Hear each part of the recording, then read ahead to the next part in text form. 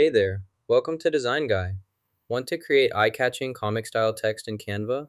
I'll walk you through it. Click Create, select Custom Size, enter any dimensions, then add text and type anything you want. Change the text to binary, select the text, then proceed to the next step. Change the text color to yellow and add a gradient for visual effect. Change the gradient location using this gradient tool here. You can add an outline and a glow effect to text for a cartoon-style appearance. Go to the Intensity panel to combine the effects.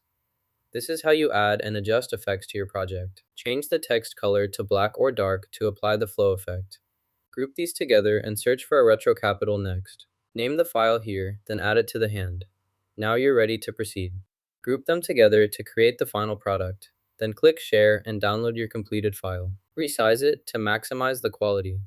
Now you know how to create comic cartoon text effects in Canva-like, and subscribe for more creative tips.